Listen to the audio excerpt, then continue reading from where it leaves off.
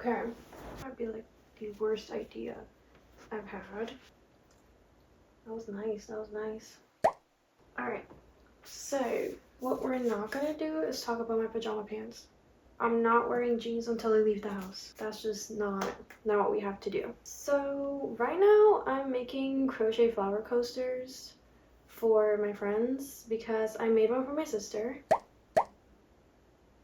I didn't take a lot of pictures because I literally did it in 2 days, finished it, and then gave it to her. So I don't have a lot of pictures of it, but it's the cutest thing I've ever made, and now everybody wants one. And my goal this year is to use up all my yarn or it's getting donated. So now we're making coasters for everybody. So I'm currently making this one, which is light pink and dark pink, and it's gonna obviously alternate between the two colors.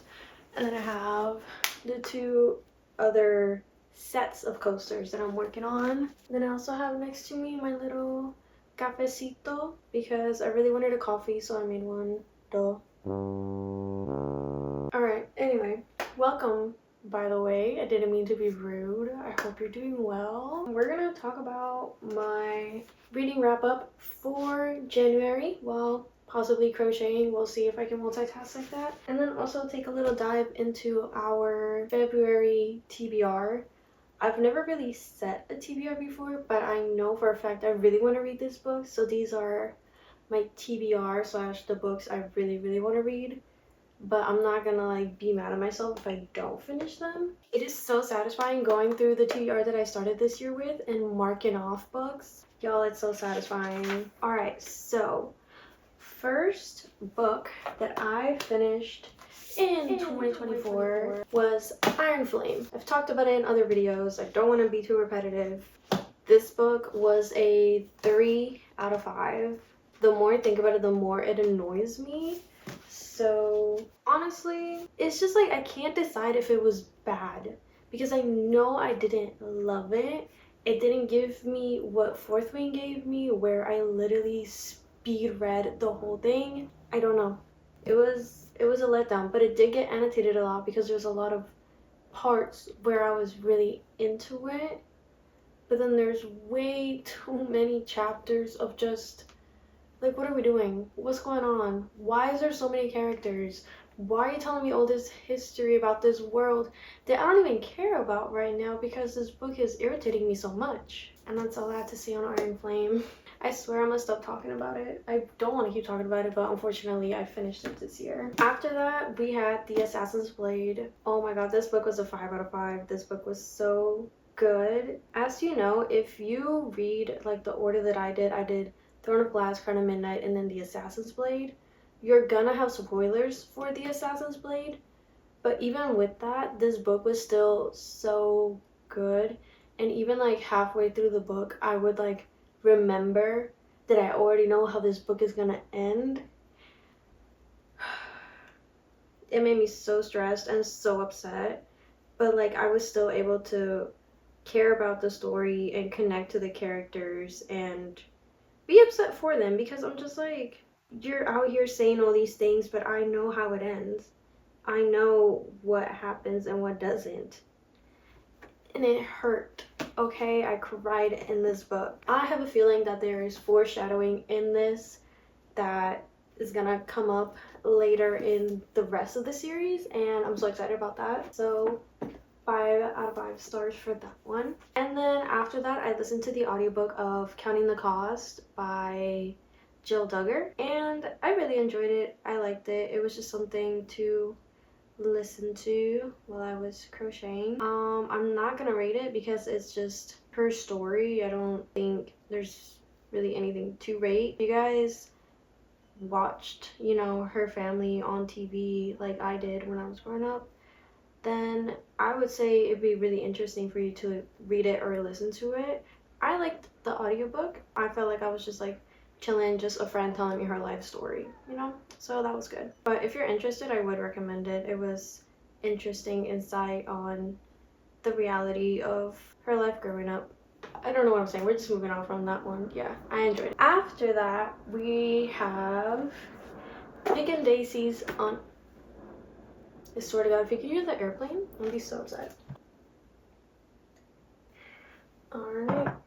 picking daisies on Sundays.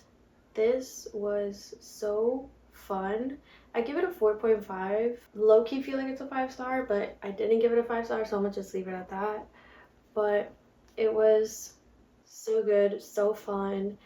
I felt like it's been a while since I've read what are these called, contemporary romances that just gave everything that it needed to give, and you're just like so invested into the characters and the story, and just like I just loved it so much. And I feel like this was similar to like the 7 Year Slip, not in like story wise, but just like the feeling it gave me, being so invested to the characters and just being like, I just want y'all to be together and be happy. I really liked it, and I would really, really highly recommend this book for anybody who's interested. This is so cute. Oh my god, tell me you don't want this on your bookshelf. I literally have this displayed on my bookshelf because it's so pretty. And then last book I finished in January was Death on the Nile by Agatha Christie. This was our book club pick for the month, and I will say I enjoyed this. I gave it a 4 out of 5. I ended up watching the movie after finishing the book, and I did not like the movie. I gave it like I literally have my rating in here. Let me see if I can find it. Yeah, definitely not. I got a 3 out of 10 because I rate my movies out of 10. Yeah, if I was rating it based on like book ratings, like the movie, if I was rating the movie out of 5, it would be a 1, because the book was just so much better in my opinion. I feel like you have to get past the first chapter because there's like the whole introduction to the characters and basically filling you in on the details of how they all end up in the same place. So I feel like you just kind of have to push through that because I don't think anybody's gonna find that very interesting.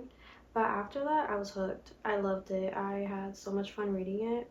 I don't know, I feel like this closeness between all the characters, like almost found family-esque energy from them. So I definitely like the book better, and I would definitely suggest the book. I was really let down by that movie. I thought it was gonna be fun. I was so excited to watch it.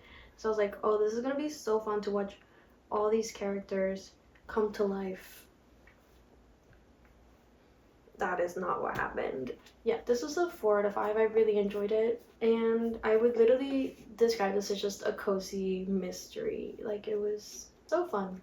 Now we can get into my February TBR. Oh, I forgot to say, I'm not counting this as like read in my wrap up for January, but I started Air Fire and I'm only 120 pages in because there's nothing wrong with this book. I think it's doing that thing where there's multiple characters that you're following, new characters that you're learning about.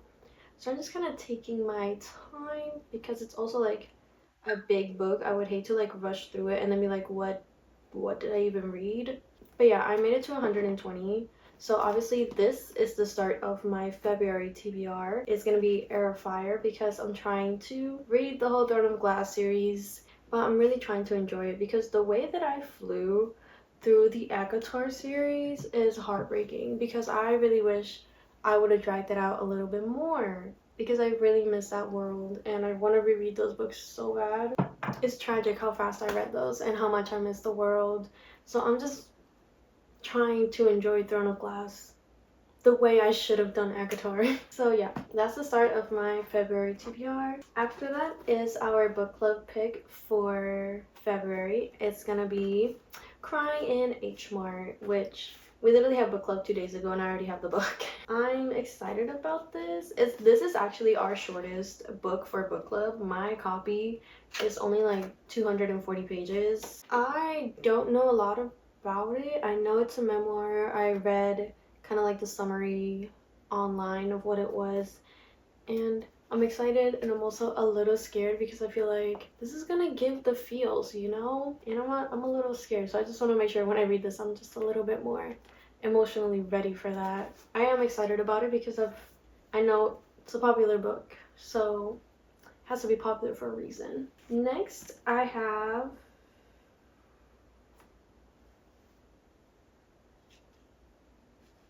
a tag to Disney merchandise for some reason. I have The Invisible Life of Addie LaRue. Really, really want to get into this. I've been seeing a lot of people reading this book, like people that have had it on their TBR for a while and decided to read it, and they've loved it. Really excited to read this because I want to know what it's about. I know it's not the same as the movie, like the movie that's called, it's called The Age of Adeline. I've watched that movie. That movie is great.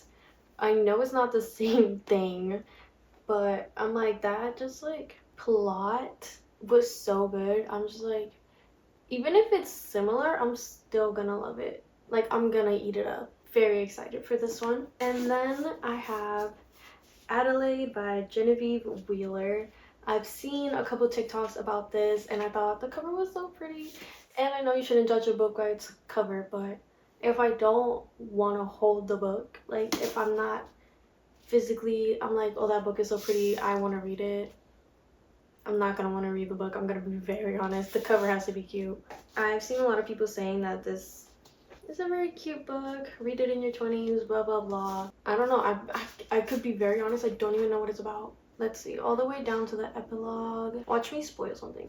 This is only $2.90, so this is 10 pages short of 300 pages, so this is a nice small book.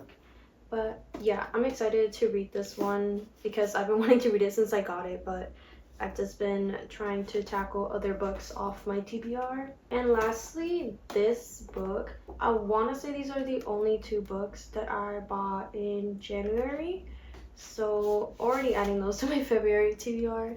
But this is The Bright Spot by Jill Shelvis. I want to say Shelvis. I don't know. This just, obviously, cover is adorable. It just gives like small town slice of life, just found family cuteness. I don't know, I just think that this would be really cute and cozy. These are all the books. Sorry, I can't hold them up, my wrist really hurts from crocheting. Okay, these are all the books on my February TBR. If you haven't read any of them, feel free to let me know what you thought. Hopefully you like them because I bought them and now I have to read them. But yeah, who knows if I'll even read these. Like, I might buy other books and read those instead. I might just pick other books from my TBR. Who knows what's going to happen. I mean, hopefully some of these interest you and you want to check them out as well. But yeah, the crocheting part of this didn't really happen because I can't really talk, think, and crochet at the same time. And my coffee, let's see, it's not as warm as it should be. It's still good though. I am so proud of myself every time I make a cup of coffee and I enjoy it. Because when I started trying to learn how to make coffee for myself, it was not it. It was not hidden. I was doing everything wrong apparently. But now I can confidently make myself a cup of coffee and literally crave it and be like, I know exactly what this is gonna taste like and it's gonna be delicious. I don't know why I'm telling you that. I hope you guys enjoyed. Wish me luck reading all these books. Ooh, feel free to let me know what books are on your TBR. Let me know what books you're reading, what books you read. I just want to know. I just want to know what books you're loving. I hope you've enjoyed. I'll see you around next time.